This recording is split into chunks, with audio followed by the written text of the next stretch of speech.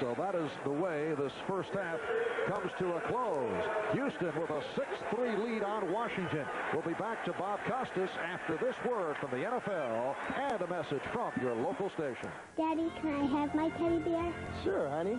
If you take good care of him, he'll take good care of you. Just like when I was growing up, I had an old football that went everywhere with me. I'm Darryl Green of the Washington Redskins, and this is my daughter, Jarrell.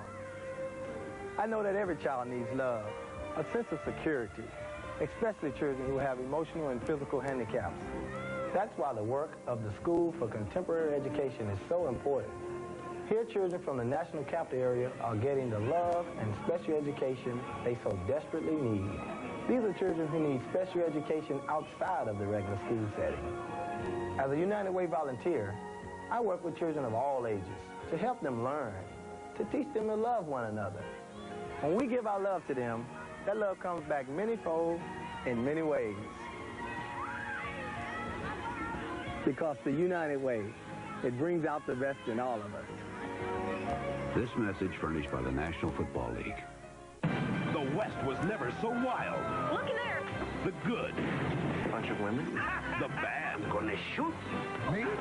And the outrageous. He was so little. The greatest reunion of Western stars playing the biggest high-stakes game ever. Oh, get a grip. A world premiere comedy adventure. The Gambler returns NBC tonight.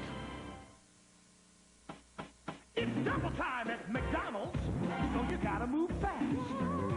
It's a double deal that just won't last. McDonald's double cheeseburger is here, just as good as before, but now you can buy one with a whole lot more. Fries and Coke, that is.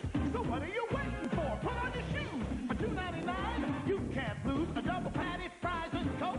It's big, big news. More for your money. That's McDonald's today. Double time. Men love the new Ford Explorer because it's one tough vehicle. But it also appeals to the fairer sex because it has push-button on-the-fly four-wheel drive, more room than any vehicle in its class, and rear anti-lock brakes. So it's perfect for getting to all those important Washington social functions. Good afternoon, ladies. See a new Ford Explorer at your local Ford dealer today.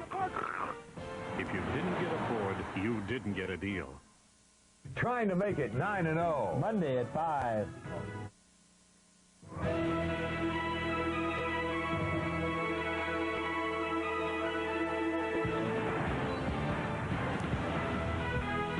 This is the Domino's Pizza NFL Live Halftime Report. Brought to you by Domino's Pizza. Nobody knows like Domino's how you like pizza at home.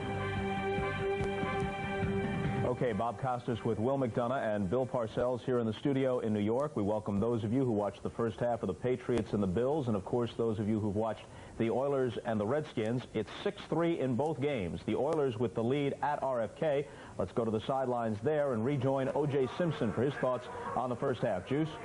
Well, Bob, you know, out here they were saying that this was going to be the preview of this year's Super Bowl. It was more like the review in the first quarter of last year's Super Bowl with the Redskins keeping the Oilers' high-powered offense off the field. But the Oilers made a very interesting adjustment in the second quarter. What Washington was doing is playing a very deep zone. You can't even see their safeties on your TV screen. They're playing so far back. Their linebackers were active at the line of scrimmage. When the ball was snapped, they were running way back. What they were keeping Houston from doing was completing that 20-yard pass to their wide receivers. I think Moon only threw 2 passes in the whole first half over 20 yards. Well, what Houston did at that point is they started using Lorenzo White. I think he's been the most valuable player in the first half. He's made some great blocks, great pickups, and what he started doing was running those little option passes out of the backfield, a couple of screen passes, and that has forced Washington to bring their linebackers up now. So I expect in the second half, Moon will be able to throw the ball 20 yards in, 20 yards out to his wide receivers. So it's up to Washington to make the adjustment now.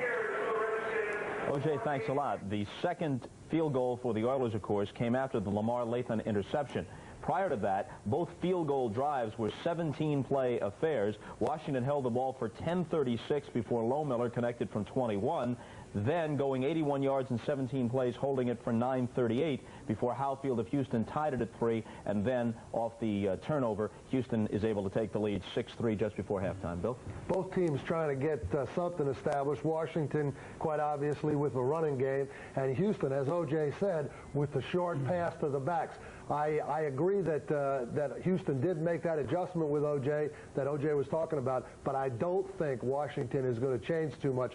Don't forget, Oilers' high-powered offense. Now, they only have 6 points. Washington's playing pretty just about the way they want to defensively. Willie? All year long, people have said, how good is Houston? Well, they always said, how good is the Houston defense? And I think you've seen it here today. They're playing a high-powered team, and they're playing very well. Yeah, we've heard about Richie Pettibone as the defensive coordinator for the Redskins. Jim Eddy has to be pleased with the work of his group for the Houston Oilers today. Well, they've done what they had to do in this game, is put a lot of people in the face of Mark Rippon.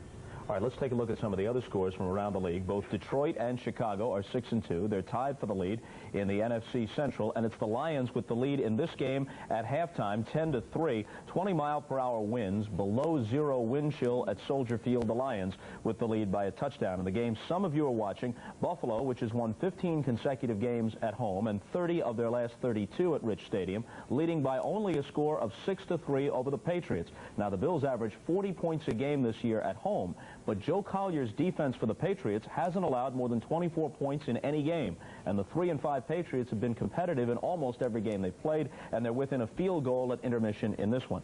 San Francisco has the lead at Atlanta late in the second quarter, 7-0. Steve Young threw a 97-yard touchdown pass to John Taylor. It's the longest touchdown play from scrimmage in the league this year. He threw it from the end zone. Taylor caught it around the 50 between two defenders, one of whom was the former 49er Tim McKyer. Then Deion Sanders, trailing the play, couldn't catch Taylor from behind. Chris Miller has bruised ribs. He's gone out at quarterback for the Falcons. Billy Joe Tolliver is in, and the Niners lead 7-0. In the Battle of Ohio, Cleveland has the lead at Cincinnati, 14-10. Late in the second, Harold Green, the young running back for the Bengals, 9 carries for 106 yards already. Green Bay and the Jets, a tie just snapped there on an O'Brien touchdown pass to Chris Burkett, so the Jets have the lead, 13-6. And Tampa Bay has a halftime lead at the Metrodome over the Vikings on a 49-yard field goal by Steve Christie. The score there is 3-0 in favor of the Bucs. We're back to talk with Bill Parcells about football superstitions as NFL Live halftime activities continue right after this message from your local stations.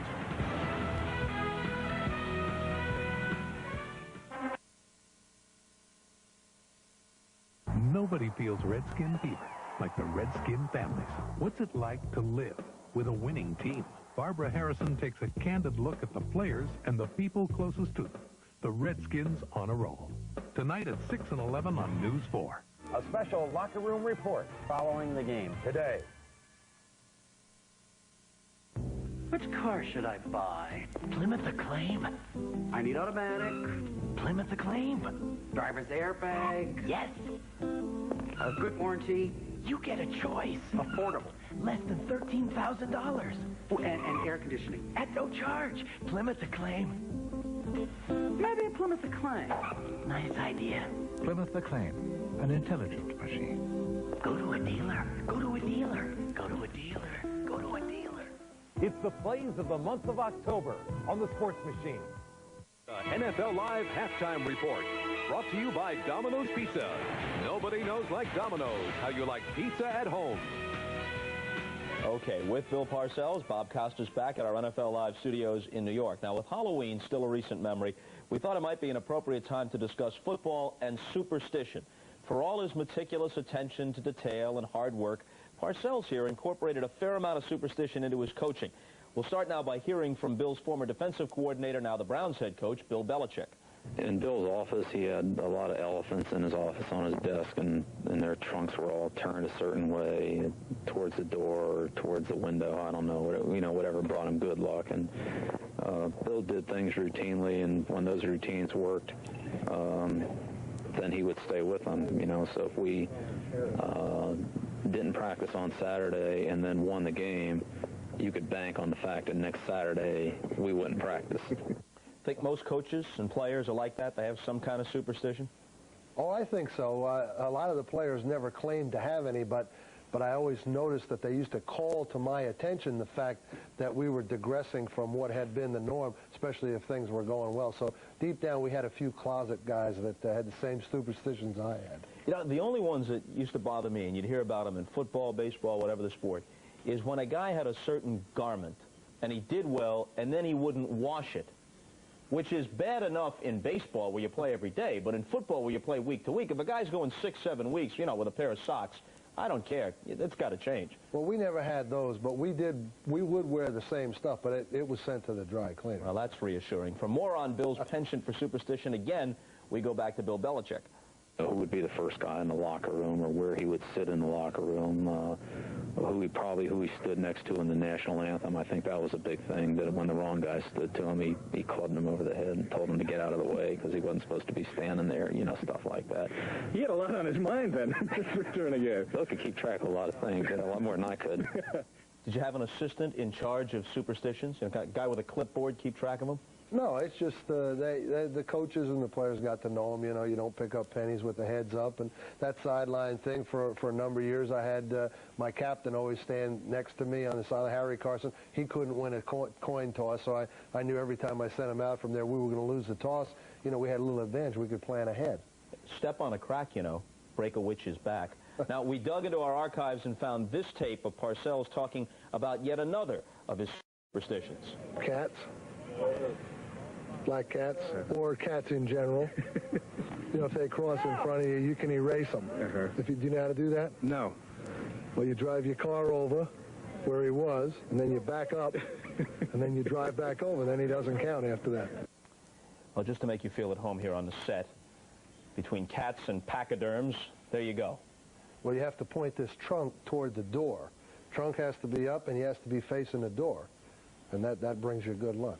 Well, with any luck at all, NFL Live halftime activities will continue. Please stay with us.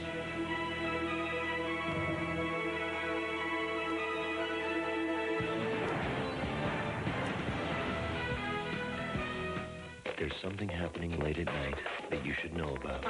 Abortion, protest, crack, crime, environment, fire, corruption, housing, homeboys, KKK, love, Madonna, mafia, MIA, race, scam, school, sex, space, war, beach sports, weather, world, national, local, 7 nights a week. NBC Nightside. News overnight, all night. Premieres Monday.